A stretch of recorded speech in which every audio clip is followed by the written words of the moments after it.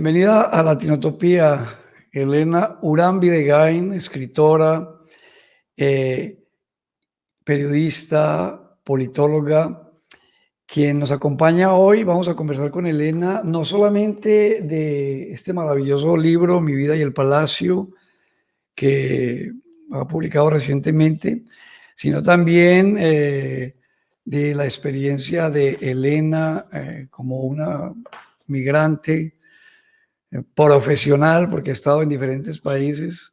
Y también vamos a empezar haciendo como un breve análisis de lo que está pasando en Colombia. Mucha gente se ha comunicado conmigo, Elena, a raíz de estos hechos, de lo que está pasando últimamente en las protestas y sobre todo la represión exagerada, desproporcionada de las fuerzas militares. Entonces, bienvenida a Latinotopía. ¿Y cómo estás? Hola, muchas gracias. Pues como estoy indignada con ver que la película se repite una y otra vez en Colombia con lo que tiene que ver con violencia estatal. Sí, mira, el 6, el 7 de noviembre de 1985, esta fecha en que está enmarcado sobre todo pues el acontecimiento, la toma del Palacio de Justicia, lo que relatas en tu libro, Mi vida y el Palacio. Ese 6 de noviembre amaneció incendiado, pues Bogotá, la gente supremamente también sorprendida por esto que pasó. Y hoy, después de tantos años, Colombia en todas las ciudades está llena pues, de estas protestas, de la indignación de la gente que ha salido legítimamente a protestar y que ha recibido una respuesta realmente desproporcionada.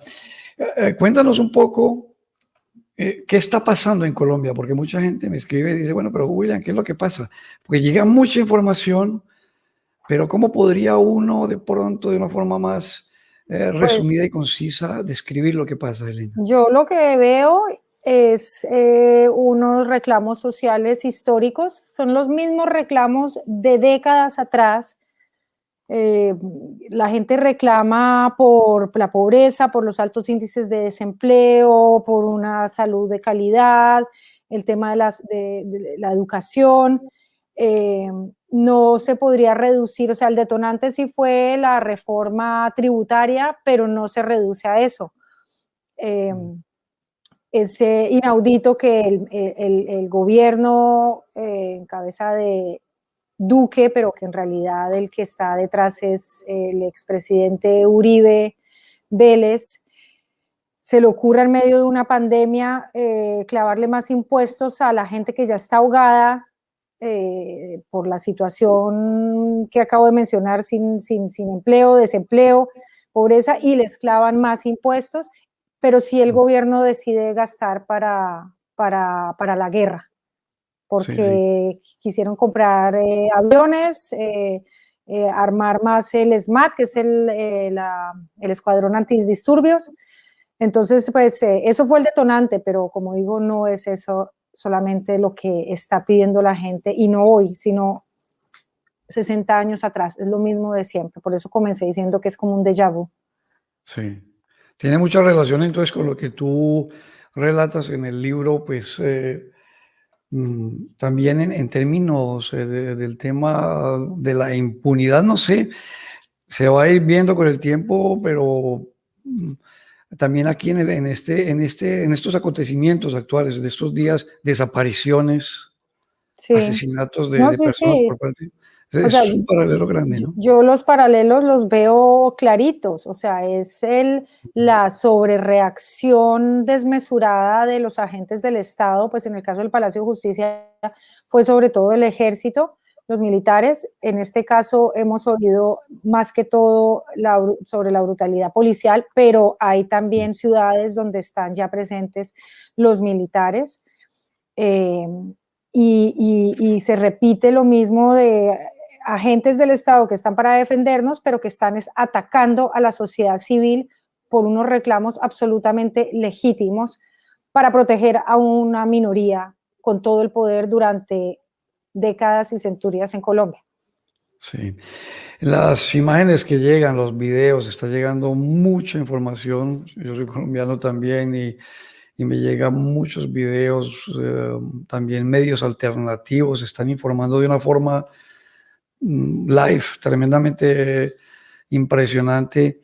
Muestran violaciones de derechos humanos impresionantes. ¿Por qué esa reacción tan brutal y tan desproporcionada de la Fuerza Armada?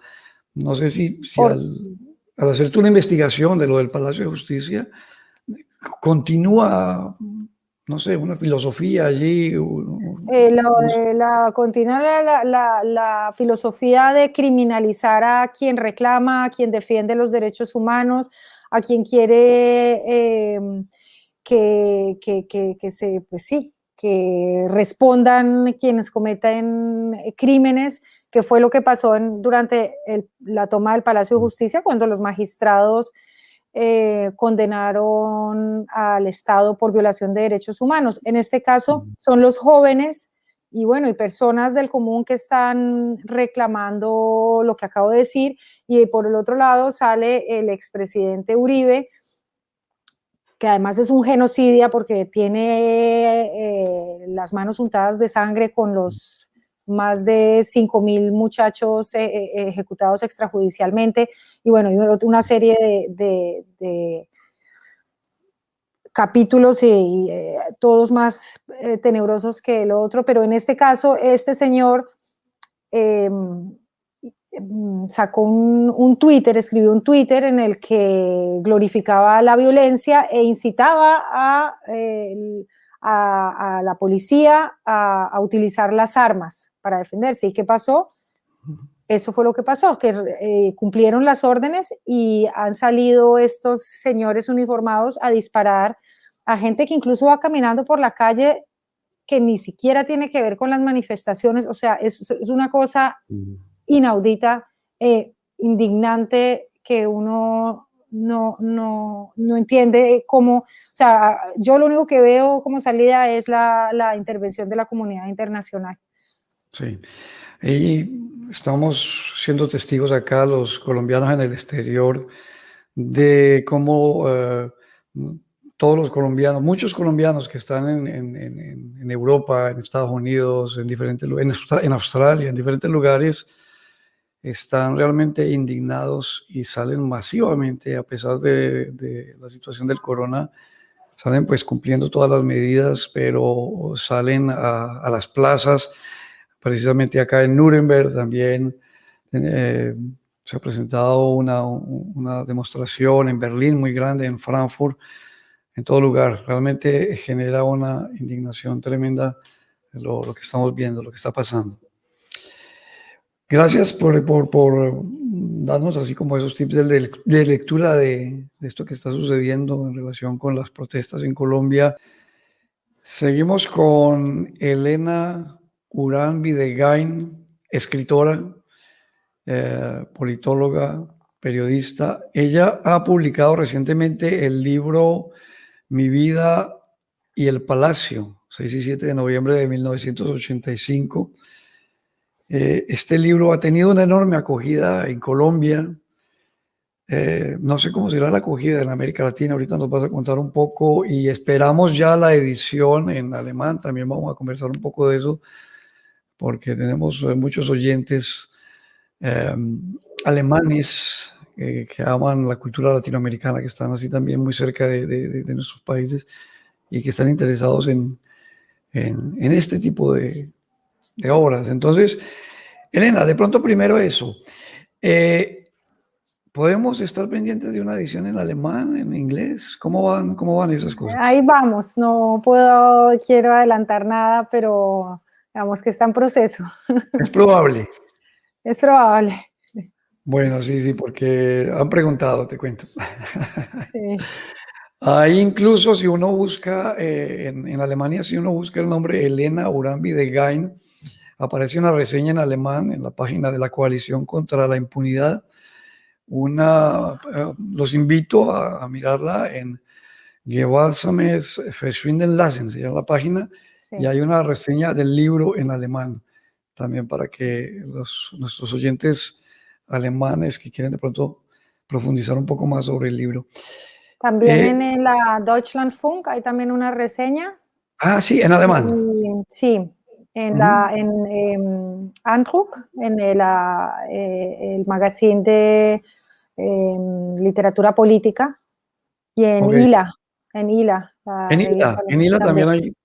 Perfecto. Entonces es muy O sea, fácil que ahí simplemente se pueden navegando. enterar de qué se trata, sí. O sea que hay realmente muy buenas reseñas Sí, sí, sí. para explorar un poco más lo que es el libro de Elena Brown Videgain.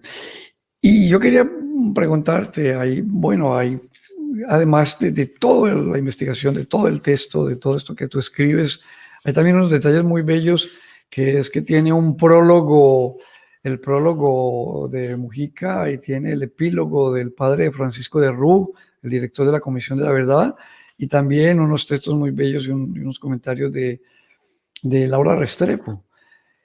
¿Cómo es que llegan esas figuras tan importantes en el mundo de los derechos humanos, de la literatura, también a comentar el libro? Sí, te faltó incluso Doris Salcedo, la gran escultora colombiana que fue la que fundó las armas de las FARC. Sí, la verdad es que yo me siento estaba muy bien amparada y abrigada cuando salió el libro. Pues no, tendría que contar aquí, es un poco largo contar cómo fue que llegaron todas estas personas al libro, pero por un lado u otro había conexión, bien sea cuestiones personales o que nos encontramos en algún evento.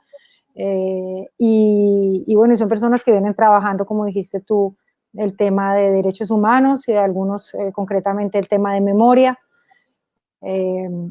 Mujica, el expresidente Mujica, bueno, mi mamá es uruguaya también padeció la dictadura militar uruguaya. Uruguay es un país muy chiquito, entonces, bueno, ahí uno entra más fácilmente en contacto de estos temas de violencia política. Pues Sí. sí. Y está bueno, en el libro recoges también esa experiencia de vida y el relato y el asesinato de tu papá, Carlos Horacio Urán. Uh-huh. Está perfectamente pues descrito acá lo que ha pasado, todo eso. Pero, ¿qué te ha llevado a contar esta historia, Elena? ¿Qué es lo que te ha motivado? ¿Cuál ha sido como ese motor que te ha llevado a lanzarte a Pues la aventura de escribir esto? voy a contar así brevemente de qué hechos estamos hablando y después por qué la importancia para mí de contarlo. Pues en el libro yo relato desde mi vivencia personal, desde la mirada de una niña de 10 años, los hechos de la toma y retoma del Palacio de Justicia en 1985, cuando un comando de la guerrilla del M-19, conformado por 35 personas, entran a tomarse las instalaciones del Palacio de Justicia y con la retoma que sucede inmediatamente de parte del ejército, que actúan de manera desmesurada y absolutamente violenta y contra los civiles que estaban ahí dentro. La idea del momento, que es interesante ver ahí los paralelos, era apresar, o bueno, sí, de parte de la guerrilla, apresar apresar, no sé si es la palabra, pero obligar a los jueces de la Corte Suprema a realizarle un juicio político a Belisario por unos diálogos de paz. O sea, estaban en medio de unos diálogos de paz y ellos consideraban que el Ejecutivo y el Ejército no los habían cumplido. Entonces querían que los jueces hicieran este juicio político y mostrarle al mundo quién estaba faltando ahí al compromiso. Pero lo que pasó fue que para los militares y el Ejecutivo, los magistrados no valían nada, la justicia no valía y los abandonaron y los dejaron ahí a su suerte, y el ejército, pues como dije antes, entró con tanques de guerra, con helicópteros, hubo fuego en el edificio, el saldo final fue de casi 100 personas muertas, 11 desaparecidos, varios torturados, Y entre estas personas estaba mi papá, que logró salir vivo después de 2 días de combate entre las dos partes, salió vivo, sobrevivió a eso, pero el ejército lo agarró, lo torturó y lo ejecutó, pero volvió a meter su cadáver al edificio para hacerlo pasar como que hubiera muerto dentro del combate por un cruce de balas. Fue la versión que nosotros tuvimos durante 22 años. Entonces, ¿por qué decido yo contar esto? Porque no es una historia meramente personal, es una historia que atraviesa a todo un país, a toda una nación, tiene que ver con todos, es un trauma colectivo, no es un trauma nada más mío. Claro, yo lo vivo de una manera directa y siendo niña, de todo eso lo cuento en el libro, pero es algo que desde la institución se ha pretendido olvidar y negar y no se ha esclarecido. Hasta todavía hay una condena de la Corte Interamericana de Derechos Humanos a Colombia por estos hechos y sin embargo el caso no se ha esclarecido. Cada vez que alguien intenta ponerlo sobre la mesa, o un abogado, o un fiscal, o un periodista, es amenazados o incluso los han asesinado. Eh, y entonces a mí, cuando mi hijo empieza a preguntar por su abuelo, yo me di cuenta que yo no podía, o sea, que tenía que cambiar el modus que había mantenido siempre de por qué me había pasado eso, al cómo iba a contar ahora eso, porque mi hijo tenía derecho y tiene derecho a saber. Entonces empiezo a escribir y bueno, y después como que fui consciente, ok, esto tiene que tener un alcance mayor que mi hijo. Todo el mundo tiene que entender qué pasa detrás de la vida de una familia que pierde a un ser querido. No es solamente ese ser querido número 1, 2, 3 muertos, sino que se descompone toda la familia, toda una red social. Entonces, bueno, pues eso digamos que es un poco así muy compacto la razón que me llevó a mí a decidir que era importante contarlo y además que era el momento, antes no hubiera tenido la capacidad de hacerlo. Sí, sí, ese es como el escenario grande ahí, es el hecho histórico de la toma del Palacio de Justicia en Colombia en ese año, en el 1985, en esas fechas. Y, y ese hecho está marcado hay dos palabras que atraviesan esto, una negativa y una positiva, digamos, impunidad y memoria están ahí muy presentes en tu libro. Es el tema de la impunidad. Hay avances, después de tantos años, hay avances en el esclarecimiento de estos hechos, en la condena de los responsables, o ahí estamos prácticamente en cero. ¿Cómo Mm, lo describes acá y cómo lo sientes?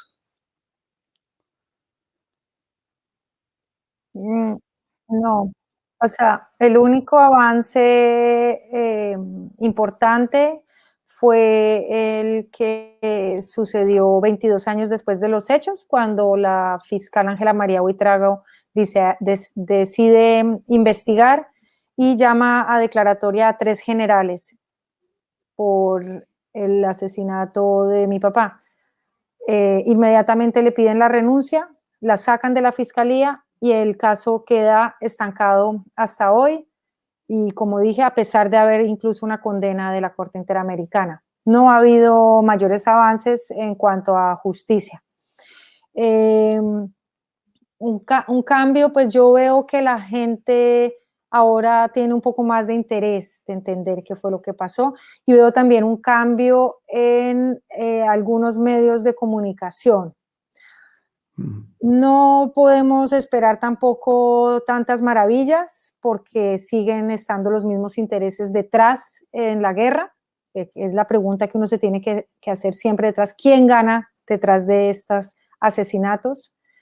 ¿Quién tiene interés en que suceda esto? Y esos intereses siguen siendo los mismos, entonces, o sea, siguen estando hoy presentes. Por lo tanto, si bien hay una sociedad que yo veo más activa que en ese momento y que desde los medios también muchas periodistas están más interesados en documentar y cuestionar al poder, todavía nos falta. Y el caso del Palacio de Justicia es un caso que hay muchos hilos tirando en contra de que se esclarezca. Muy bien, la otra palabra que te mencionaba es la palabra de la memoria. Yo creo que esta obra, este libro es un aporte a todo este tema de la memoria histórica en Colombia, en América Latina. ¿Tú crees que ha tenido también una recepción así importante en relación con este tema, con el tema de la memoria?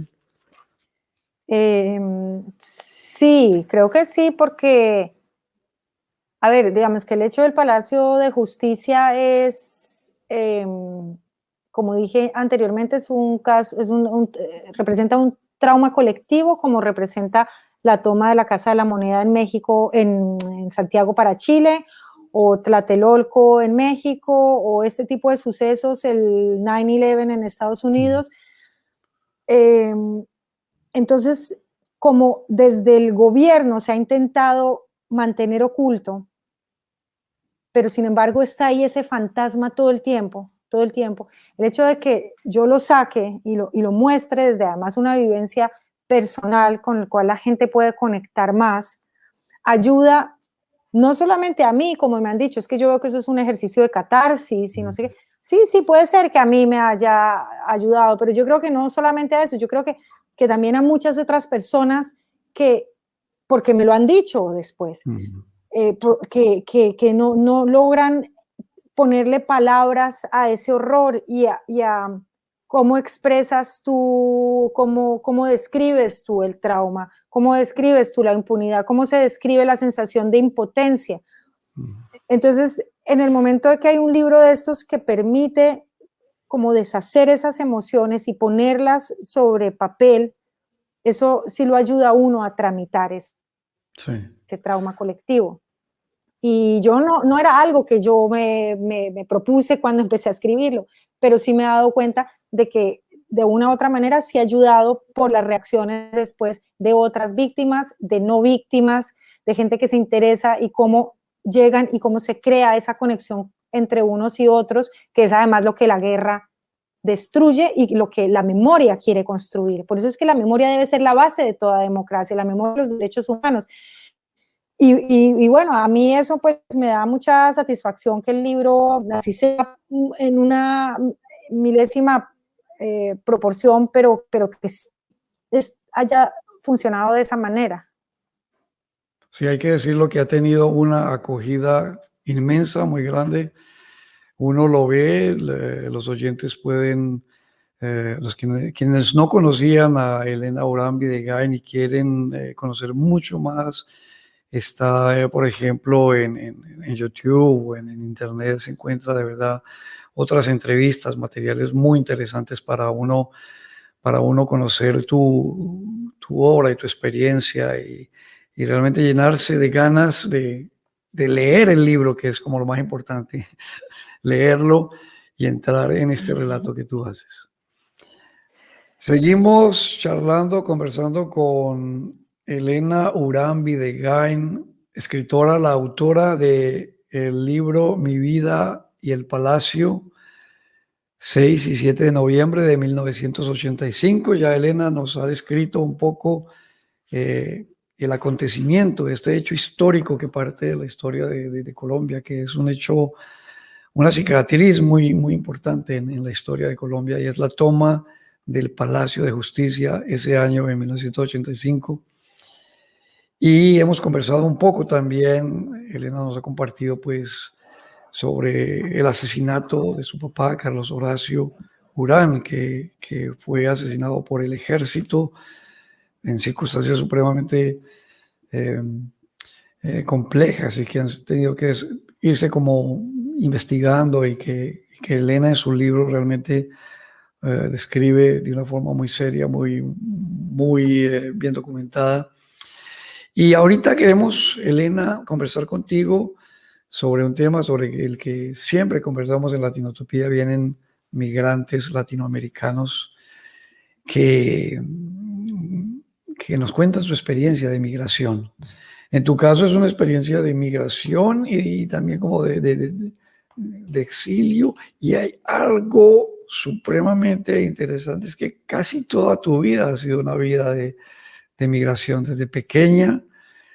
mm, Desde pequeña estás en esto, la adolescencia y en diferentes países. Entonces es muy interesante escuchar de ti cómo has vivido esa experiencia de migración. ¿Qué significa para ti la migración?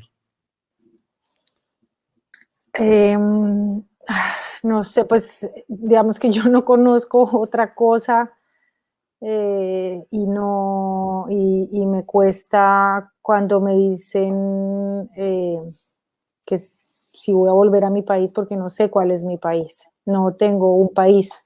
Quizás puedo decir que tal vez tengo varios o un poquito de varios.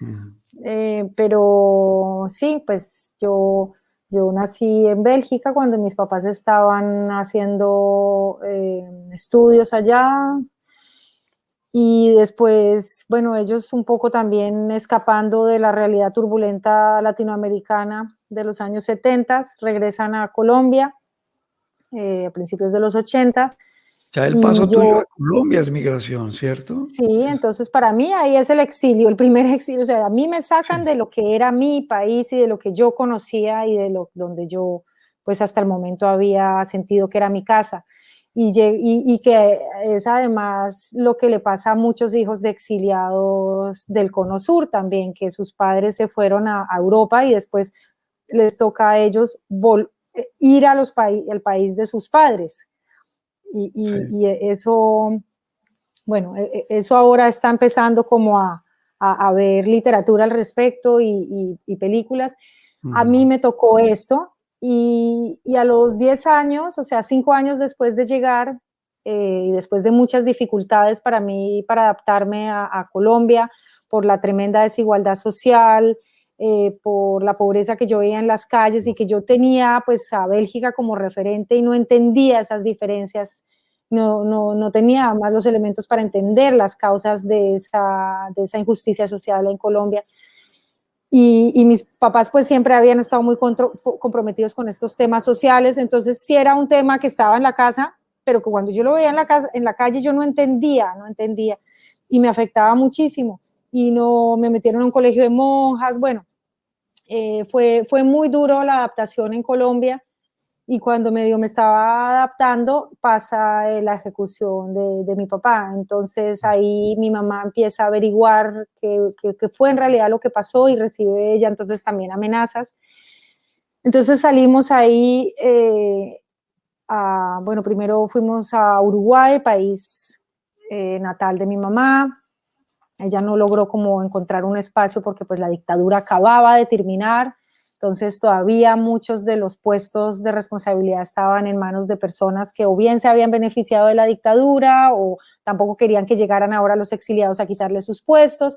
Sea lo que sea, bueno, no nos quedamos en Uruguay, después pasamos, o sea, fue una cantidad de países, pasamos por eh, Venezuela, bueno, rápidamente fuimos a Carolina del Norte en Estados Unidos, después nos fuimos al País Vasco, después nos fuimos a Madrid, cuando se firma la nueva constitución del 91 en Colombia, mi mamá cree ingenuamente que la situación del país va a mejorar y bueno, ella había, digamos que desarrollado una parte importante de su experiencia laboral en Colombia, en las universidades allá. Entonces volvemos a Colombia y para darnos cuenta no, que lo que venía era el paramilitarismo muy fuerte.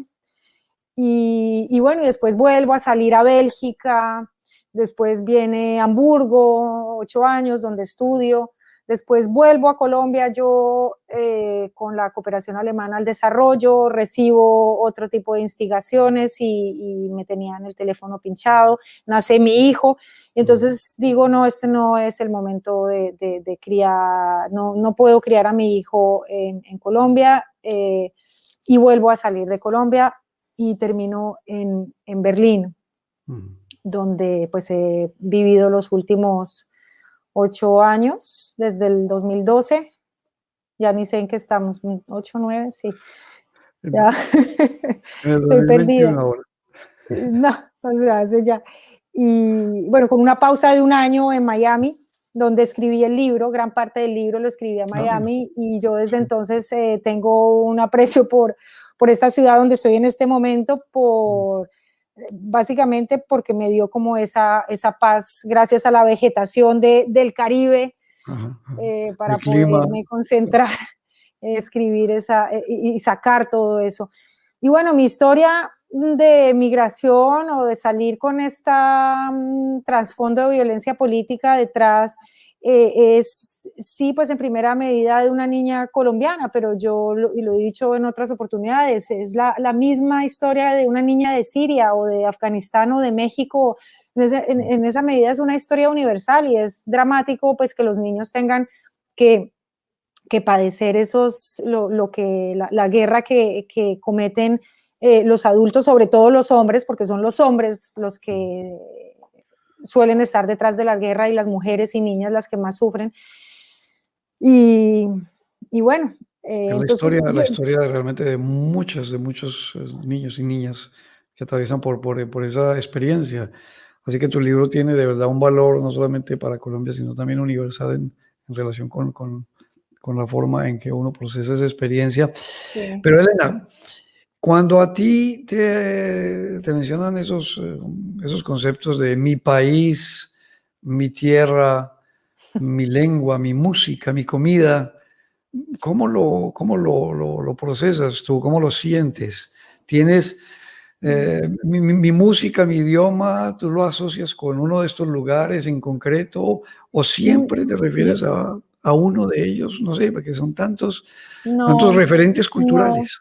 Y fíjate que cuando yo llegué a Alemania, yo me di cuenta que la comida que siempre mi mamá servía y que yo pensé que era uruguaya, no era uruguaya, era alemana, porque mi mamá es de ascendencia suiza-alemana y así una serie de cosas. Entonces yo decidí que yo soy latinoamericana, porque mi papá colombiano y mi mamá uruguaya, y sí, bueno, lo que primó obviamente fue la cultura latinoamericana, sea lo que sea, pero el conjunto del sur y del norte.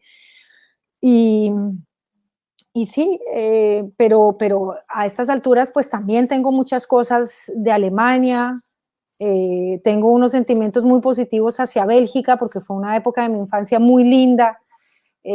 Cuando yo oigo el francés, también me produce una sensación bonita, no sé, es más como de sensaciones que he tenido a lo largo de mi vida en cada uno de los países.